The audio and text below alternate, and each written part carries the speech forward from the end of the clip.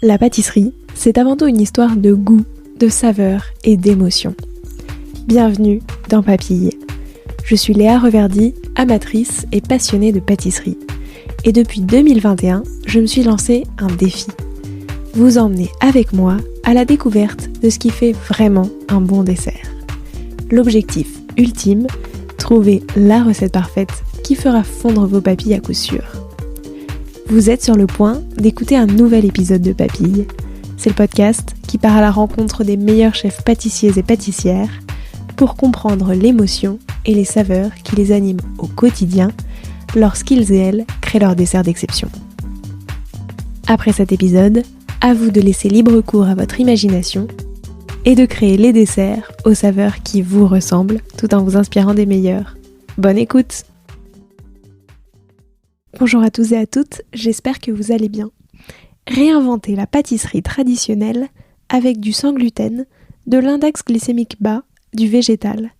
C'est ce que Tara Pidou avait en tête depuis la sortie de ses études pâtissières. Mais très peu développée à l'époque, Tara s'était laissé quelques années supplémentaires pour mettre au point ses recettes et compléter sa formation dans une école de commerce. Et en 2019, elle ouvre enfin Maison Plume, la boutique et salon de thé dont elle a tant rêvé. En poussant la porte, un vent de légèreté, d'apaisement et de cocooning vous transporte le temps d'une pâtisserie dans l'univers de Tara. Des pâtisseries en forme de plume, une boisson chaude réconfortante, tout est fait pour vous faire passer un agréable moment. Alors pour profiter d'un petit instant gourmand, rendez-vous au 61 rue Charlot à Paris. Au menu de cet épisode, comment a-t-elle eu l'idée de Maison Plume ? Était-ce compliqué d'imaginer des desserts sans gluten et à IG bas ? Et enfin, quelles sont les particularités d'une pâtisserie à indice glycémique bas ? Bonne écoute ! Bonjour Tara. Bonjour Léa. Comment vas-tu ? Je vais bien, merci. Écoute, je suis super contente de pouvoir discuter avec toi aujourd'hui, de découvrir Maison Plume et ce joli petit endroit qui est absolument trop mignon. Du coup, j'ai hâte de discuter de tout ça avec toi. Et pour commencer, je voulais revenir un petit peu sur ton parcours, mais vraiment au prisme des saveurs. Donc déjà, la première question que je pose à tous mes invités, c'était quoi, toi, ton dessert préféré quand t'étais petite ? C'était l'opéra. Donc, Okay. chocolat et café. C'est assez... je sais pas, c'est original, je trouve, comme réponse. Bah oui, j'aimais le café dès petite en fait. Et j'adorais ça, l'opéra. C'était toujours le gâteau pour mes anniversaires. Ah oui ? Est-ce que tu l'as refait en version du coup sans gluten, tout ça ? Non, pas encore, mais c'est un projet. C'est un projet d'imaginer peut-être une plume. Ouais. En fait, comme tous mes gâteaux ont une forme de plume. L'opéra, c'est beaucoup de couches, donc c'est plus pratique en vrai quand c'est en rectangle. Mais voilà, c'est juste niveau technique, mais je pense qu'un jour on pourrait le décliner. Ouais, assez facilement. Ouais. Et pour toi, c'est quoi le dessert parfait pour finir un repas le dimanche midi ? Le dimanche midi, eh bien, je dirais un chou à la vanille. Ça reste assez léger pour la fin d'un repas, mais quand même gourmand. C'est ce que j'allais dire. Est-ce qu'il y a une saveur qui t'évoque l'ouverture de Maison Plume ? C'est le citron meringué, en fait, la plume citron meringué. C'est un peu notre pâtisserie phare qui sera toujours à la carte, peu importe le changement, en fait, avec les saisons. Toi, à quel moment est-ce que t'es tombée dans la pâtisserie ? Dans la marmite de la pâtisserie ? Qu'est-ce qui t'a donné envie de faire ça ? Qu'est-ce qui t'a plu dans ce métier ? En fait, comme beaucoup petite, je faisais pas mal de pâtisserie avec ma mère. Et voilà, c'était des choses, des crumbles, des tiramisu, le gâteau au chocolat. C'était des choses comme ça, assez simples, mais j'adorais, j'ai toujours été assez gourmande. Et alors, qu'est-ce qui a été un peu le déclencheur de Maison Plume ? Pourquoi est-ce que tu as pensé ça de cette manière-là ? Parce que du coup, il y a pas mal et de sans gluten et d'index glycémique contrôlé, ce genre de bas, etc. Comment est-ce que tout ça s'est venu ? Et voilà. Après, j'ai pas une question sur le sujet, mais... Là, en fait, moi-même, je suis intolérante au gluten, donc c'est venu d'un constat assez personnel. Et je suis aussi intolérante aux produits laitiers. Donc, toutes les pâtisseries Maison Plume sont pas sans produits laitiers, mais en tout cas moi on a des options, mais moi ça m'a sensibilisée dès assez jeune en fait à tous ces enjeux-là qui sont liés aux restrictions alimentaires. Parce que voilà, étant très gourmande, j'avais envie de me faire plaisir, mais je pouvais pas manger comme tous mes petits copains, même dans la cour de récré. Voilà, et en plus avec le côté sans sucre, en fait ça vient du fait que mes parents sont très tournés vers le bio, la santé, mais quand même dans une famille de gourmands. On a très rapidement voulu chasser le sucre de notre alimentation sans enlever le plaisir, et c'est à 15 ans que j'ai fait mes premiers gâteaux sans sucre. Voilà, et je voulais vraiment que les gens, que les clients puissent retrouver ce goût de l'enfance, ce goût sucré en fait qui fait plaisir à tout le monde, et des gens donc diabétiques ou avec de fortes intolérances alimentaires qui puissent en rentrant chez Maison Plume trouver tout leur bonheur. Voilà. Oui, donc en fait toi, parce qu'en plus finalement, je trouve que la plupart du temps, c'est plus des choses que tu développes, l'intolérance au gluten et au lactose, etc. Je trouve souvent c'est quelque chose qui vient quand même assez tard, et qui du coup chamboule aussi pas mal ta vie parce que tu as eu toute l'occasion. Mais toi, du coup, c'était depuis le départ. Alors, pour le lactose depuis l'enfance et gluten l'adolescence. Ok, donc quand même... quand même assez jeune finalement. Et j'ai vu qu'en France, c'est marrant parce que j'avais fait un Erasmus en Suède et ils étaient vraiment en avance, donc c'était en 2012, ils étaient vraiment en avance par rapport à nous là-dessus. Et en fait, en France, on proposait beaucoup moins de produits sans gluten, et aussi dans les supermarchés, les rares produits sans gluten, ils sont pleins de sucre, et les rares produits sans sucre sont pleins de gluten. Il y avait pas les deux. Donc je me suis dit, ok, je pense que je suis pas la seule dans mon cas, donc je vais créer quelque chose qui rallie tout. Donc tu l'as créé en 2019. À cette époque-là, c'était en plus beaucoup moins développé, parce que je trouve que en vrai aujourd'hui, ça se démocratise de plus en plus. Enfin, je trouve de plus en plus d'offres sans gluten, sans sucre un peu moins, mais globalement la pâtisserie c'est des sucres. Alors après, c'est pas non plus de l'index glycémique bas, mais il y a une tendance vers le moins sucré. Déjà, du coup, toi à l'époque, comment ça s'est passé? Parce que tu vois, tous les retours un peu que j'ai pu avoir des pâtissiers et des pâtissières qui se sont lancés dans une pâtisserie sans gluten, végétale, etc. C'est qu'au départ, en fait, t'as pas de recette. Non. En fait, c'est ça. Moi, l'idée de départ, je l'ai eue en 2012. Et en fait, mais là, ça aurait été peut-être un peu trop tôt, finalement, pour le marché français, en tout cas. Donc, en fait, ce que j'ai fait, c'est que j'ai fait tout mon parcours scolaire et professionnel pour mener à bien ce projet et finalement ouvrir en 2019. Mais c'est vrai que j'ai fait par exemple, j'ai passé un CAP à Ferrandi et j'ai passé une année d'études à Ferrandi, mais c'était des recettes traditionnelles, gluten, sucre, et j'ai dû moi les adapter dans ma cuisine pendant plusieurs années. En fait, tous mes colocataires ont goûté tous mes tests pour trouver les farines pour remplacer la farine de blé, ce qui pourrait remplacer le sucre. C'est ça, j'ai dû adapter, c'était un peu de la chimie parce que finalement le sucre c'est pour le goût, mais c'est aussi pour les propriétés chimiques. Et donc ça a été plein de tests comme ça, et c'est vrai qu'il n'y a pas... Enfin là, ça est en train de se développer un petit peu. Je crois qu'il y a certaines écoles qui lancent même des formations un peu, ou en pâtisserie végane, ou des choses comme ça. Mais en tout cas, moi, j'ai passé en 2015 mon CAP, il n'y avait pas. Et donc c'est pour ça, il faut faire les tests soi-même, quoi. Mais c'est intéressant, toute cette partie recherche et développement, finalement. Tu vois, c'est vrai que c'est le retour aussi que j'ai, c'est que...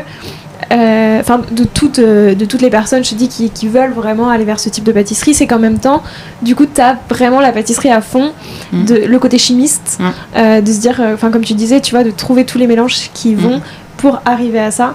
Parce que c'est vrai que finalement, dans les recettes traditionnelles, je veux dire, quand tu construis un gâteau avec tes recettes traditionnelles, c'est un peu plus simple dans le sens où t'as les recettes de base et tu les déclines, quoi. Mais donc, toi, tu dois tout réinventer depuis le départ. C'est ça. Mais est-ce que c'était pas compliqué aussi de faire tout ce CAP, sachant que t'avais ces intolérances-là? Alors, en fait, c'était difficile de résister, surtout quand on faisait des brioches suisses, des choses comme ça, des gâteaux. J'avais super envie de goûter. Et en fait, je pouvais pas. Mais c'est pas grave, je donnais à mes amis. À ce moment-là, ma voisine était ravie, elle mangeait tous les jours, elle mangeait des gâteaux.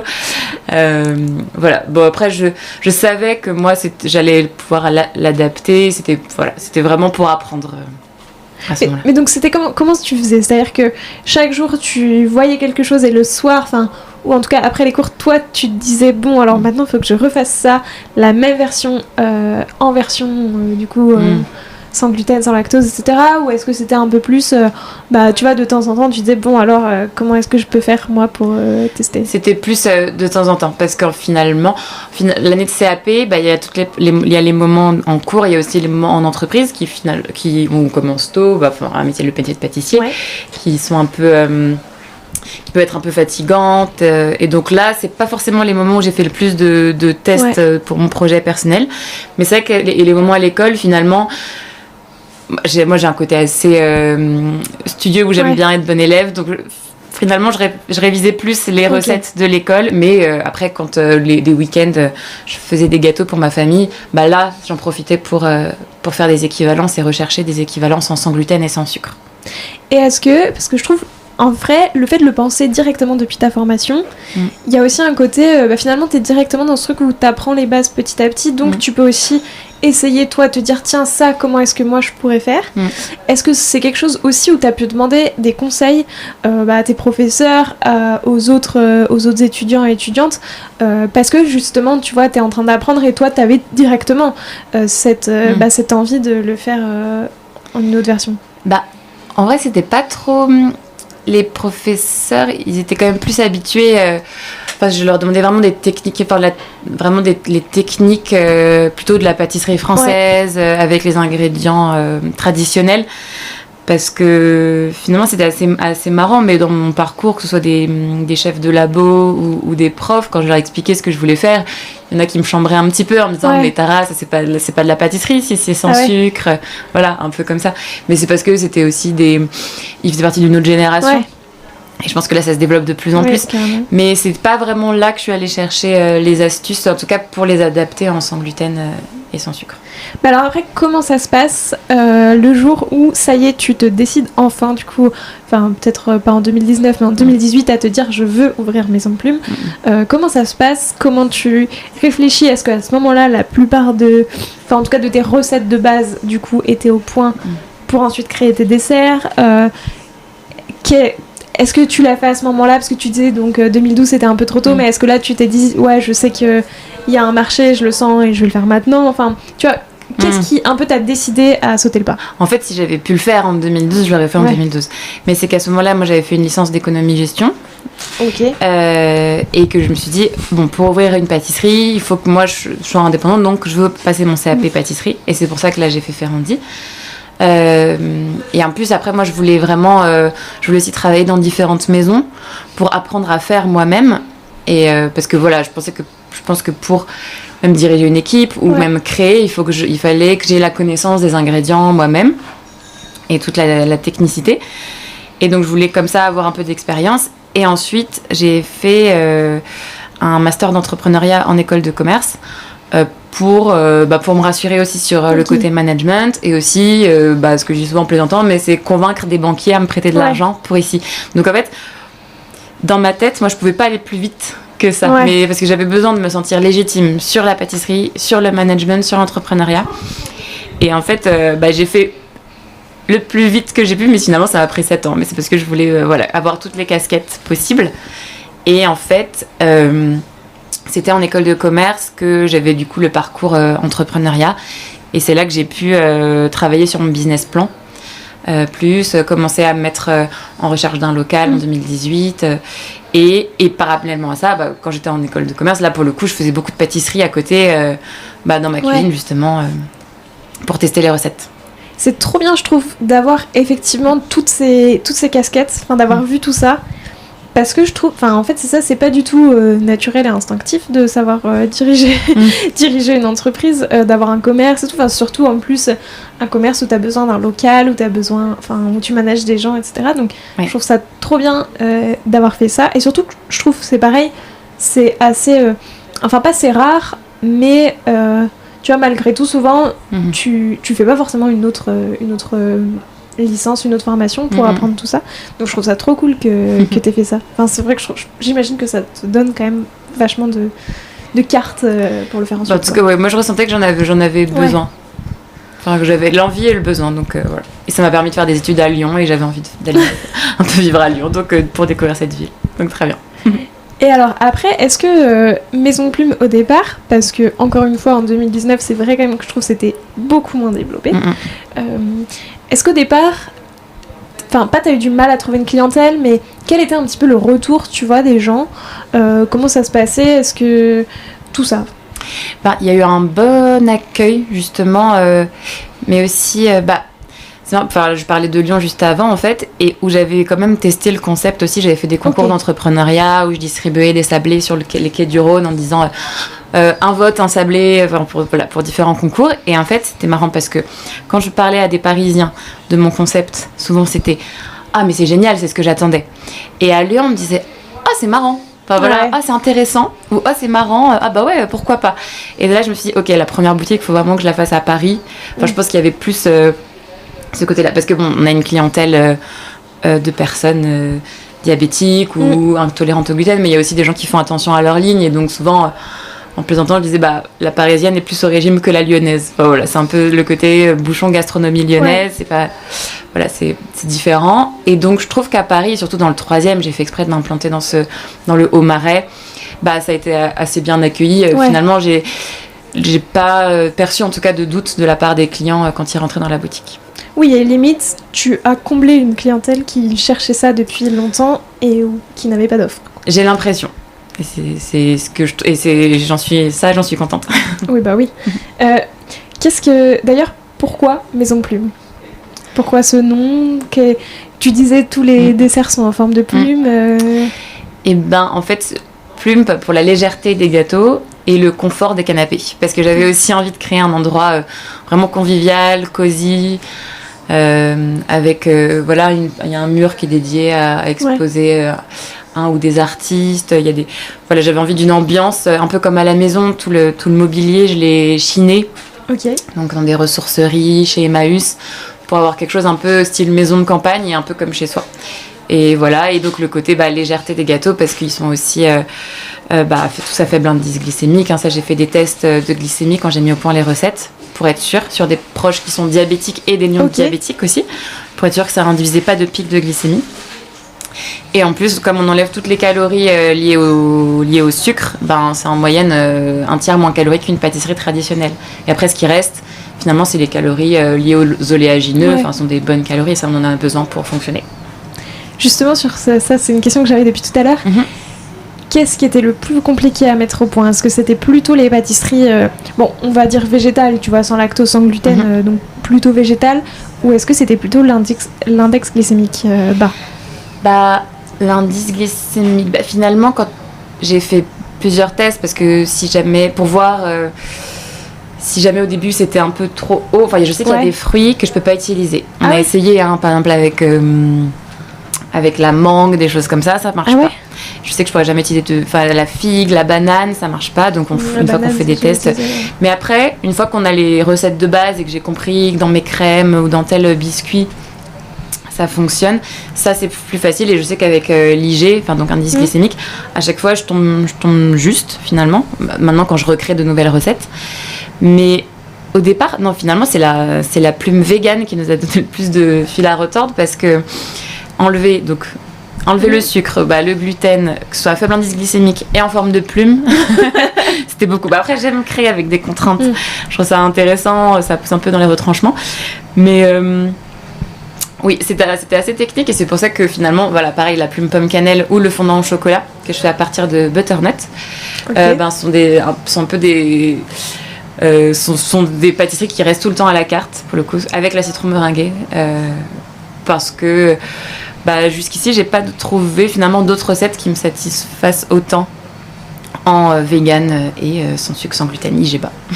Oui, parce que c'est clair que ça fait quand même pas mal de contraintes d'un coup, tu vois. Voilà, et que ça reste bon, en fait, c'est ça, c'est l'idée de casser. Moi, je voulais vraiment casser l'idée de sans gluten, c'est soit trop sec, soit trop mouillé, ou la galette de riz triste, ou alors qu'est-ce qu'on enlève, même le goût. Non, justement, je voulais qu'on garde la gourmandise complètement, le plaisir gustatif, mais aussi le plaisir visuel, que nos pâtisseries elles soient jolies, que ça rentre dans la pâtisserie haut de gamme. Voilà, tout ça c'était important pour moi. Je trouve ça fou, tu vois, je savais pas du tout qu'il y avait des fruits carrément que tu pouvais pas utiliser. Ouais. Enfin, tu vois, après, j'y connais vraiment pas grand-chose en IG, mais je pensais pas... Enfin, tu vois, je pensais que les fruits, dans tous les cas, c'était du bon sucre, entre guillemets, enfin, du bon sucre. Bah, c'en est finalement, mais qu'il y en a qui sont quand même perçus par l'organisme, absorbés un peu trop rapidement par l'organisme, et du coup, ça fait monter la glycémie. J'imagine que tu as dû beaucoup te renseigner avant de créer tout ça. Ça doit être un travail de recherche d'informations assez fou. Bah oui, j'avais même travaillé avec une diabétologue pour qu'elle me renseigne justement sur les farines les plus faibles en IG bas, en IG. Il y a une infirmière aussi, une infirmière diabétique qui a fait partie de mes bêta-testeurs aussi. On discutait ensemble des recettes, elle testait. Si elle mangeait 1 plume, 2 plumes, jusqu'à 3 plumes, est-ce que ça marche, voilà, des choses comme ça. Oui, je me suis quand même pas mal renseignée parce que comme je m'adresse aussi à un public de personnes qui ont des pathologies, il fallait vraiment que je sache de quoi je parlais, voilà, et être sûre que vraiment mes pâtisseries rentraient bien dans les clous, et voilà. Si on parle de création, c'était quoi les saveurs de ta toute première création ? Dans l'enfance ou l'adolescence ? Ouais, dans la première dont tu te souviens. La première dont je me souviens. C'était une bûche, oui, c'était adolescente. J'avais fait une bûche de Noël pour toute la famille et c'était chocolat et piment. J'avais fait infuser du piment dans de la ganache au chocolat et ça avait vachement bien marché. Et donc déjà à l'époque, du coup, c'était enfin peut-être pas en IG, mais en tout cas, c'était plutôt sans gluten, sans lactose et tout. Celle-là, pour le coup, elle était full tout. Parce que c'était pour ma famille à Noël et simple, eux, ils pouvaient manger de tout. Mais après, par ailleurs, pour moi, je faisais des fondants au chocolat sans sucre et sans gluten. Des trucs comme ça, assez simples. Mais en fait, à cette époque-là, moi, je voulais être designer culinaire.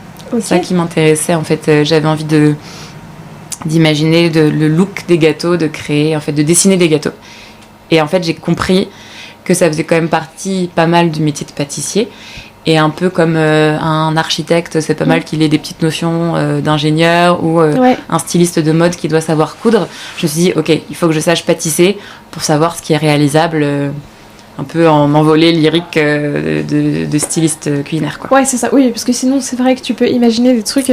Voilà, mais qui marchent pas finalement avec les ingrédients. C'est pour ça. Et donc, c'est pour ça que cette bûche, je l'avais faite avec un look assez particulier. Enfin, voilà, c'est un truc qui m'a marqué. Elle était comment ? C'était un peu... C'est pas vraiment une bûche, c'était plutôt comme une poutre, un peu. C'est un peu rectangulaire. Et j'avais fait des rainures. J'avais dessiné toutes les rainures de bois sur chaque tranche, vraiment pour faire effet bois. Voilà. Et trop bien. Ça m'a bien occupée à 16 ans et voilà. Mais c'est fou, je trouve. Du coup, ça veut dire que dès le départ, t'avais cette envie de faire quelque chose vraiment du coup esthétique, visuel fort, quoi. Parce que je trouve, tu peux te dire que les premiers desserts que tu fais, c'est plutôt soit des tests gustatifs un peu douteux, soit autre chose. Mais c'est vrai que le visuel, tu vois, ça peut être un peu secondaire au départ où tu testes, mais... Bah oui, là, ça faisait partie vraiment à part entière de mes envies. J'ai toujours aimé beaucoup dessiner, donc voilà, j'avais envie d'allier deux de mes passions, en fait. Et alors, aujourd'hui, comment ça se passe sur le visuel ? Quelle place il prend ? Bon, déjà, du coup, tu t'es mis la contrainte de ça doit ressembler à une plume. Mais du coup, ensuite, comment ça se passe pour chaque dessert ? Et ben après, moi, j'imagine, parfois, je fais un croquis où j'imagine le look de la pâtisserie. Après, parfois, maintenant, j'ai ma chef de laboratoire, Margot, qui est responsable de la production, qui y réfléchit aussi. Comme ça, après, on regarde nos idées différentes. Par exemple, pour le nouveau chou, quel pochage on va faire, et on réfléchit aussi ensemble. Chacune propose ses idées. Et c'est comme ça, maintenant, qu'on trouve l'aspect des pâtisseries. Mais du coup, ça vient plutôt... Enfin, c'est après le goût. Enfin, d'abord, tu pars du goût. Oui, d'abord le goût. D'abord, en fait, tu me dis, ok, c'est d'abord la saison qui va me dire la saison, donc quels ingrédients je vais pouvoir travailler. Ensuite, c'est le goût, les textures qu'on va imaginer, l'assemblage, en fait, la construction du gâteau. Et oui, à la fin, le look, le visuel. Ouais. Comment d'ailleurs, donc, si tu rentres un peu plus dans le détail de comment ça se passe quand tu crées une nouvelle pâtisserie, donc tu pars, donc la saison, il y a tel produit, donc sachant qu'en plus, toi, selon les saisons, t'as pas autant de produits. Enfin, Oui. parce que je pense en ce moment la figue, c'était quelque chose qui était Oui. assez fort, mais du coup tu dois l'éliminer. Ouais. Donc comment ça se passe? Tu pars d'un ingrédient, admettons, je sais pas, le citron. Ouais. Ensuite, comment est-ce que tu procèdes? Enfin, du coup, maintenant, est-ce que justement tu as une liste un petit peu de choses que tu peux faire où tu sais que bah il y aura pas de problème, ça sera comme ça? Est-ce que Ouais. pas à chaque fois, mais il y a plein de fois où tu dois refaire un petit peu des tests pour être sûr que ça coche bien tes différents critères. Comment... Bah, maintenant, en fait, comme j'ai plein de bases différentes, enfin, j'ai plein Ouais. de bases, plein de recettes de mousse, de crémeux, de biscuits, de croustillants, des choses comme ça. C'est assez simple, finalement, de piocher dans chaque catégorie pour les assembler avec de nouveaux parfums. Et je suis à peu près sûre de ce que ça donnera en IG, mais je refais quand même un test Ok. pour être sûre. Comme par acquis de conscience, en fait, pour être sûre. Et ça fonctionne en vrai parce que à chaque fois, là, depuis 2018, c'est bon, c'est rodé, mais c'est comme ça que ça fonctionne. Oui, parce que au début, tu devais faire beaucoup plus de tests. Oui, au pour début, être sûr oui. que- Au début, chaque recette dès le départ, et les éléments, en fait, c'est marrant parce que un élément tout seul, par exemple dans la pomme cannelle, si on considérait que les pommes cuites, ben ça marcherait pas forcément, mais en fait elles sont dans une amandine, donc il y a tellement tout le gras de l'amande, les choses comme ça qui accompagnent en fait, font que au total l'indice glycémique de ce dessert est bas.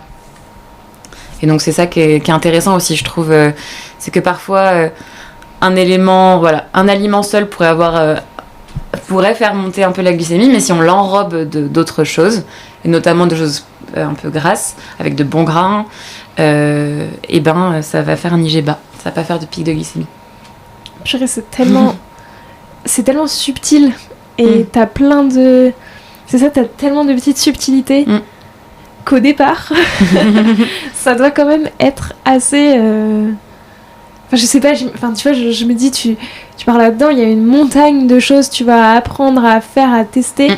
Et j'imagine que ça doit pas être facile, tu vois. Enfin, quand je trouve que t'as d'un côté toutes les recettes que tout le monde connaît, qui fonctionnent depuis des années, et où du coup c'est la simplicité, et de l'autre côté, tellement de choses à tester que, tu vois, je me dis, je trouve que c'est ça, tu te dis, waouh, attends, mais il y a tellement de choses. Puis j'imagine que tu tires une corde et en fait tu découvres 3 autres obstacles que t'avais pas forcément anticipés, et tu te dis, ah attends, va du coup falloir prendre en compte tout ça. Au début c'est un peu vertigineux, il y a plein de choses à savoir, mais après ça vient vite et maintenant ça devient des automatismes, et voilà.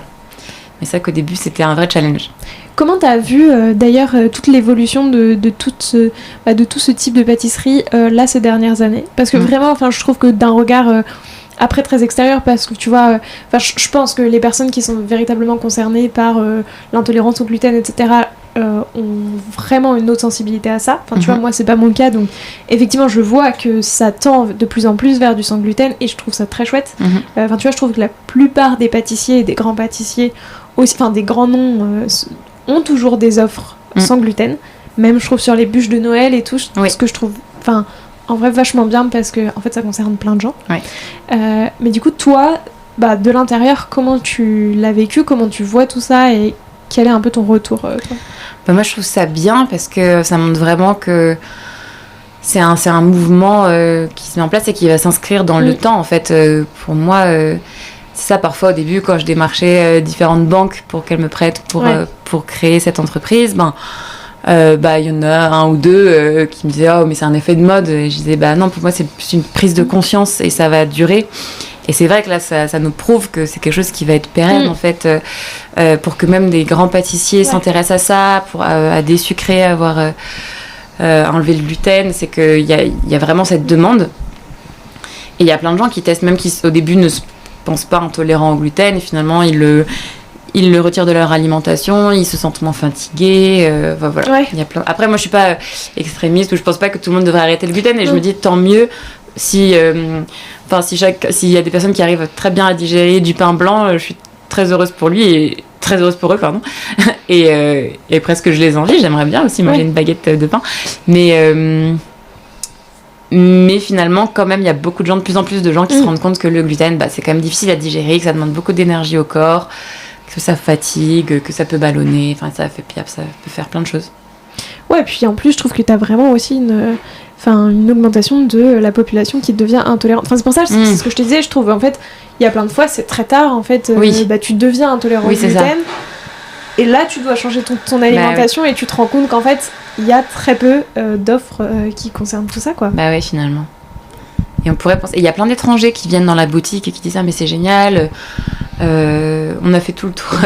On vous a cherché, on est venu spécifiquement ici, dans Paris, parce qu'on est finalement il y a assez peu d'offres, encore assez peu. Et on pourrait penser qu'une ville comme Paris, on serait plus nombreux. Ouais, c'est ça. En fait, ça reste... certaines personnes, tu vois. Mais je trouve que c'est comme le végétal, en fait. La pâtisserie végétale, tu vois. Il y en a de plus en plus, mais ça reste marginal. C'est sûr que tu vas pas dans n'importe quelle pâtisserie et tu trouves et tu trouves ce que tu veux. Déjà, en plus, tu vois, ça concerne, je trouve, un certain type de pâtisserie. Ce que tu disais, un peu la pâtisserie luxe, etc. Dans la plupart des boulangeries, pâtisseries devant lesquelles tu passes en te promenant, c'est pas du tout le cas. Et en plus, même dans ces pâtisseries-là, même si je te disais, chez des grands noms, tu peux trouver un dessert qui coche la case sans gluten, ça reste très très restreint, quoi. Mais bon, ça se développe quand même. Donc c'est quoi justement les saveurs de ta toute dernière création, pour faire un petit peu le parallèle avec la toute première? Et ben là, justement, on travaille sur la bûche de Noël 2023. Et là, ça va être... Il y en a une des trois, ça va être un cheesecake cassis. Du cheesecake cassis, donc avec une crème un peu citronnée et à l'intérieur un insert de cassis. Parce que les fruits rouges, c'est beaucoup plus simple. Avec l'IG, c'est facilement... on peut facilement les travailler. Voilà, avec un biscuit moelleux dans lequel on aura mis des cassis qu'on aura fait cuire avec. Et un petit sablé amande un peu pour lui apporter le croustillant à la base de la bûche. Ça, c'est assez chouette. Et là, on est en train de réfléchir à la décoration, justement, avec ma pâtissière. Tu disais que les fruits rouges, c'était plus simple. Est-ce qu'il y a d'autres ingrédients un peu comme ça qui sont à privilégier quand tu veux faire une pâtisserie à IG Oui. Et ben les oléagineux. Amandes, noisettes, pistaches, ça c'est top. Donc les pralinés, ça marche? Ouais, les pralinés avec du coup sans sucre. Mais on en fait nous on fait des pâtes à tartiner. On utilise nous pour remplacer le sucre, on utilise de la stevia. J'en ai trouvé une qui a pas le goût amer qui peut parfois être désagréable dans la stevia. Justement, ça m'a mis justement dans les 6 ans, 7 ans de construction du projet, dès que j'avais l'occasion, je testais toutes les stevia possibles parce que je voulais vraiment quelque chose de naturel pour remplacer le sucre, surtout pas d'aspartame. Ouais. Et voilà, et du coup, c'est le jour où j'en ai trouvé une qui était bien, qui avait pas d'arrière-goût. Je me suis dit, ok, là, je peux faire mes pâtisseries avec ça. Et il y a aussi autre chose qui est super, c'est l'érythritol bio, donc qui vient de la maturation naturelle des fruits. Et là, ça permet en plus d'avoir une masse finalement, parce que de la stevia, ça peut être liquide ou très léger. Et l'érythritol, ça marche bien. C'est ce que je conseille quand je donne des cours de pâtisserie. C'est ce que je conseille à mes clients parce qu'ils peuvent le trouver aussi en supermarché ou en magasin bio. Ok. Voilà. Et donc avec ça, on peut en faire des pâtes à tartiner. Donc si on fait torréfier les fruits secs au four et tout, ça marche bien. Et sur tout ce qui va être farine, produit, du coup pas produits laitiers, mais alternative aux produits laitiers, donc là c'est plutôt... déjà oui, est-ce que les farines et les produits laitiers, ça a un impact sur l'IG? Oui, alors les farines, oui, beaucoup, c'est pour ça. En plus, souvent, les farines sans gluten, elles ont un IG haut. Ça, c'est un peu dommage. Et donc là, il a fallu que je trouve les farines, des farines avec un IG très bas. Donc farine de coco, farine de lupin, farine d'amande. Ça, c'est ce qu'on utilise principalement, vraiment parce que elles ont un faible indice glycémique. Et pour les produits laitiers, en fait, moi, j'utilise des laits végétaux qui sont vraiment sans sucre ajouté, parce qu'il faut faire bien attention. Souvent, on se dit, les gens n'aimeront pas le goût d'amande, alors on rajoute du sucre dans le lait d'amande. Donc ça, vraiment, je les prends sans sucre. Donc voilà, c'est principalement du lait d'amande, parfois noisette. Ok, oui, donc en fait, tout a vraiment un impact sur les... C'est ça, je trouve, qui doit être... parce que c'est ce que je te dis, je trouve effectivement le végétal, déjà, il faut trouver des alternatives pour pas utiliser de crème et tout, parce que ça change les textures des choses, mais en plus, Surtout, je pense sur les farines, du coup. Ouais, c'est sur les farines, surtout, ça doit être l'enjeu. Ça doit être assez technique. Qu'est-ce qui est important pour toi aujourd'hui quand tu crées une pâtisserie ? Le goût, d'abord, quand même. Enfin, c'est la première chose qui me vient à l'esprit. Surtout... Enfin, j'ai envie que quand quelqu'un croque dans un de nos gâteaux... j'ai pas envie que les gens se disent c'est sans sucre et sans gluten, et ça se sent, c'est voilà. Et souvent, et moi quand j'avais fait mes tests, je les avais fait un peu à l'aveugle sur des amis, et là j'ai plein de clients qui me disent parfois j'en ai apporté à mon mari et je lui ai pas dit et il a pas deviné, voilà. Moi j'adore quand quand les gens me disent mais on dirait pas que c'est sans sucre et sans gluten, voilà. Et il y a juste le côté où mais ça c'est ce que je voulais, que ça sature moins le palais en goût sucré qu'une pâtisserie traditionnelle, pour justement sentir plus le goût des vrais ingrédients, donc la noisette du Piémont, voilà, le bon citron, qu'on sente vraiment que ce soit des goûts francs aussi. C'est vrai que ça, tu vois, c'est souvent le retour aussi que j'ai pu avoir, c'est que finalement tout ce qui va être pâtisserie végétale ou pâtisserie sans gluten, sans tout ça, il y a aussi ce truc de on sent beaucoup plus le goût du produit initial. C'est ça. Parce que t'as moins de, comme je disais, de sucre pour tout cacher. Exactement. Et c'est ça que je voulais en plus. Et comme en plus dans le sourcing, je fais attention à prendre... on a 90% de nos ingrédients qui sont bio ou issus du commerce équitable. J'essaye de faire...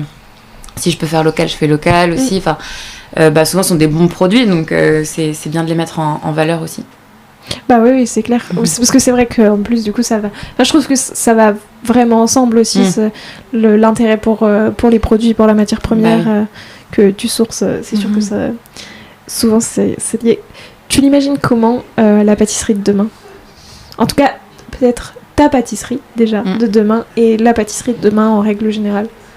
Est-ce que tu penses qu'il y aura encore plus de développement des pâtisseries plus végétales, sans gluten. Je pense qu'on va vers ça, j'imagine.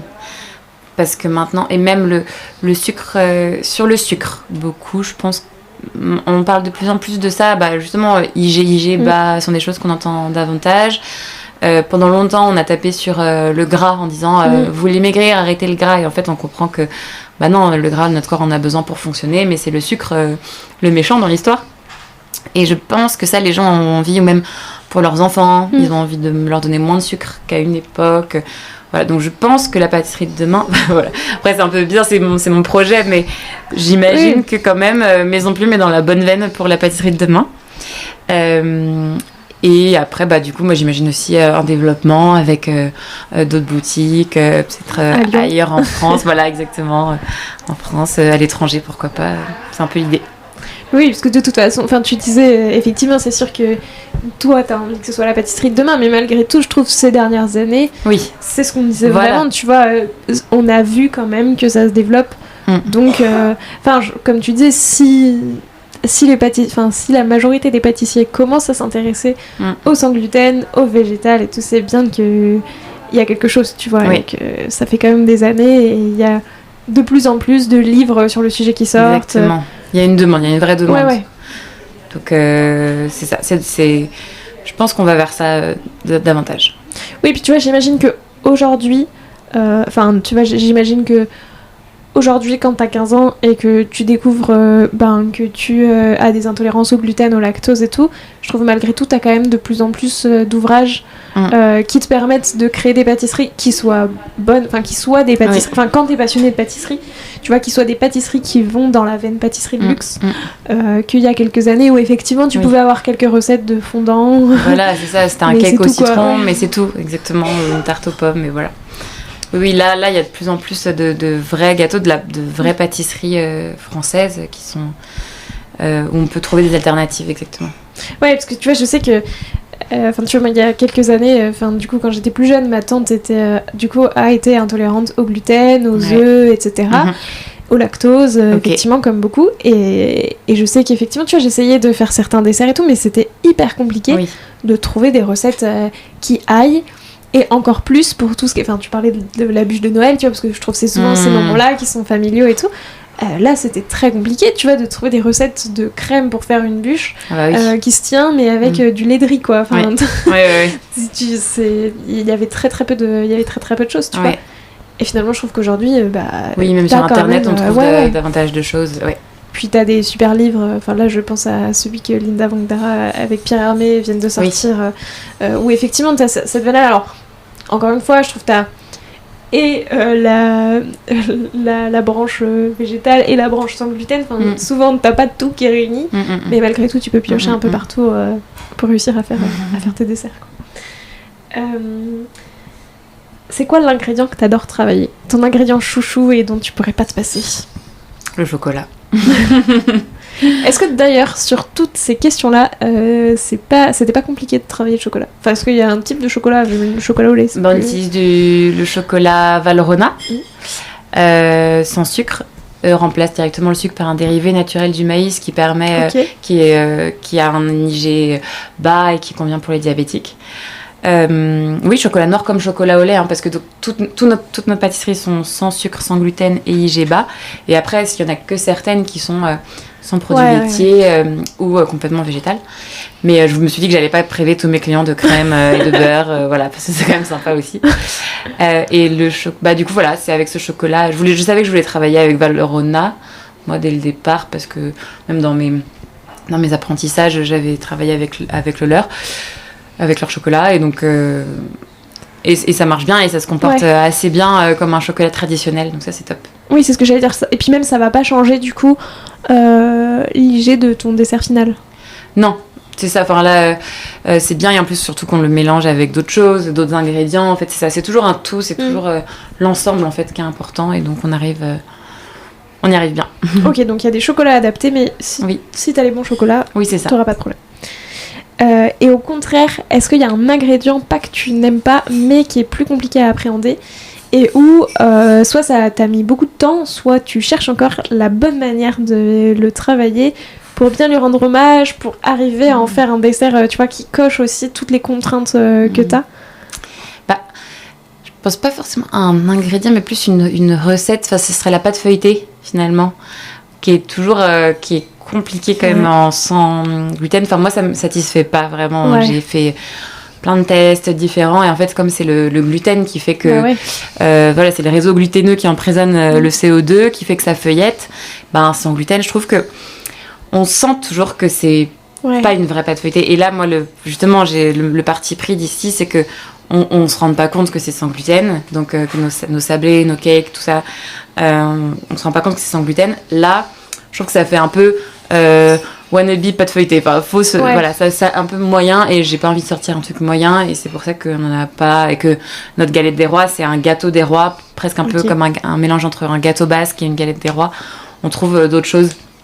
Donc c'est plus ça qui me vient en fait quand tu me parles de quelque chose de difficile à travailler, parce que on a essayé avec différents ingrédients, avec le psyllium, mais c'est pas aussi satisfaisant que j'aimerais. Donc pour l'instant je la sors pas.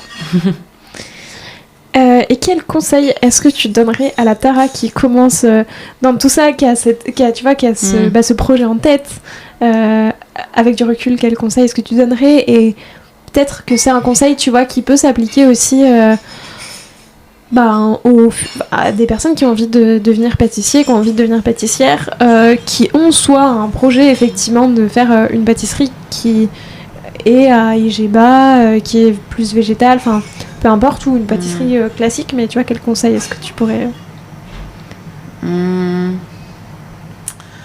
bien faire confiance à son instinct et à bien s'entourer, surtout, parce que c'est important dans la création, dans la mise en place d'un projet entrepreneurial. Je sais que moi, mon entourage m'a beaucoup aidée, et voilà, donc vraiment pas hésiter à se reposer, à savoir choisir les personnes de qui s'entourer. Merci beaucoup pour ce conseil. Maintenant, je te propose de te prêter au jeu du questionnaire de Proust des saveurs. Déjà, si toi, t'étais un de tes desserts, tu serais lequel? Quelle plume? On reste sur le chocolat, la chocolat cacahuète. Si tu devais choisir un seul classique, donc qui soit chou, tarte, entremets, que tu déclines ensuite uniquement à l'infini, ce serait lequel? Le chou. J'adore le chou. Ah ouais? Ouais. J'aurais pensé que ce serait la tarte pour aller avec les plumes. Oui, c'est vrai. Mais on en fait aussi, des choux, là, le pistache fleur d'oranger en ce moment. En fait, on les fait en cuisson dirigée, donc ça a une forme de plume. Mais j'adore quand même tout ce qui est religieuse ou éclair au chocolat. C'est un grand classique que j'adore aussi. Donc, ouais, le chou. Tu l'as dit au départ, et en fait, j'ai pas assez creusé, ça me revient depuis tout à l'heure, que en fait, finalement, toi, avoir des contraintes, c'était ce qui te permettait aussi de trouver ta créativité. Et je trouve que, en plus, le fait que non seulement tu aies toutes les contraintes d'un point de vue, pas goût, mais tu vois, d'un point de vue technique, toi, tu t'es rajouté la contrainte, effectivement, de la forme du dessert. Ouais. À quel point ça t'inspire? Enfin, pourquoi est-ce que, toi, ça t'aide à créer plus facilement? Parce qu'au départ, c'est comme... finalement, le champ des possibles est tellement infini, en fait. D'avoir ces contraintes, ça réduit un peu. Et du coup, j'aime bien, ça fait un peu réfléchir. Il faut un peu se creuser la tête. Et c'est ça que j'aime bien. Je pense peut-être réduire un petit peu aussi ce champ infini. Mais c'est comme...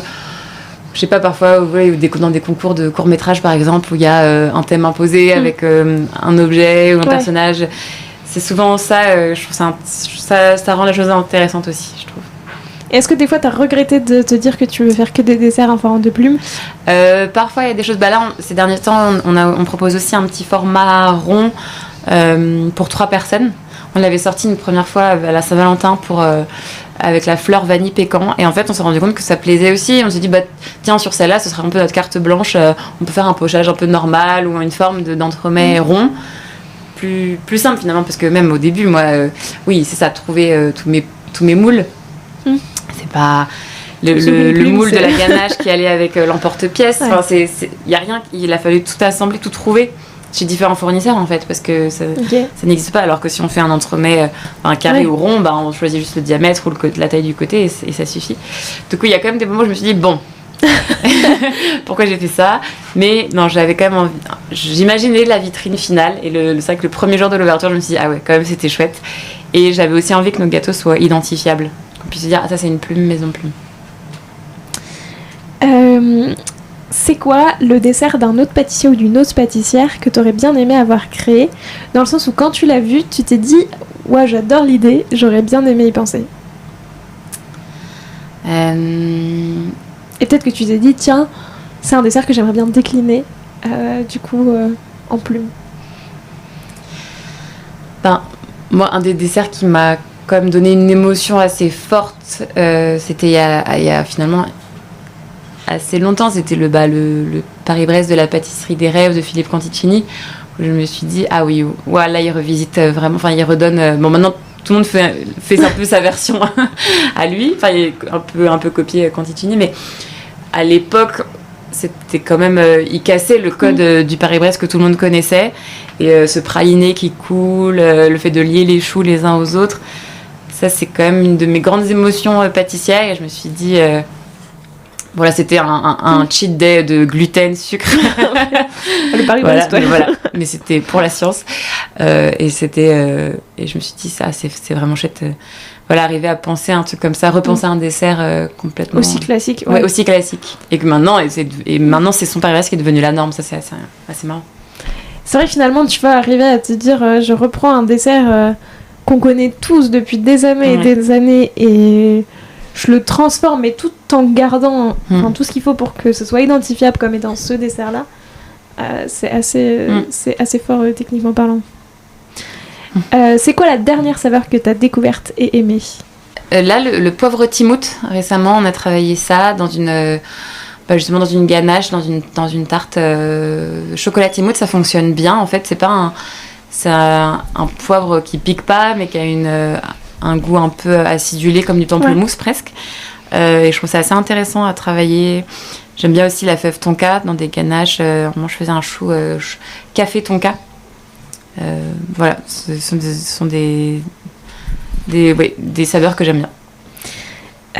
Et est-ce qu'il y a un pâtissier ou une pâtissière avec qui tu aimerais bien faire une création à 4 mains qui aurait des saveurs assez inattendues? moi j'aime bien comme l'univers de Yann Couvreur, parce qu'en plus il est, comme ici, il travaille sans colorant, avec des ingrédients naturels, sans colorant. Je trouve que ces pâtisseries sont toujours très jolies, bien pensées, de saison. Il a une gamme assez réduite. Voilà, donc ce serait ça ma réponse. Maintenant, j'ai 5 dernières questions. Plutôt agrumes ou chocolat?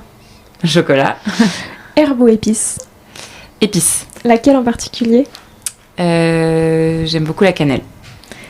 En plus, ça va bien avec... je vais dire, c'est bientôt Noël. Pas complètement, mais oui. On rentre dans la période de cannelle, chocolat chaud. Exactement. Ça fait plaisir. Saveur d'automne ou saveur d'hiver? Automne. Vous voyez... butternut. La butternut, cannelle, exactement. Ouais. Genre, c'est justement quelque chose avec des épices, butternut. Les noisettes de la rentrée. Tarte ou chou? Chou. Et enfin, la plume pistache fleur d'oranger ou la plume cheesecake citron bergamote? Choix impossible. Bon, comme j'ai dit chou, c'est vrai que quand même, la pistache fleur d'oranger, je l'aime beaucoup. J'adore la fleur d'oranger. Merci beaucoup Tara, c'était super de pouvoir découvrir ton univers et puis c'était passionnant. Je demande à tous mes invités un petit défi pâtissier à lancer à tous les auditeurs et auditrices qui voudraient le refaire.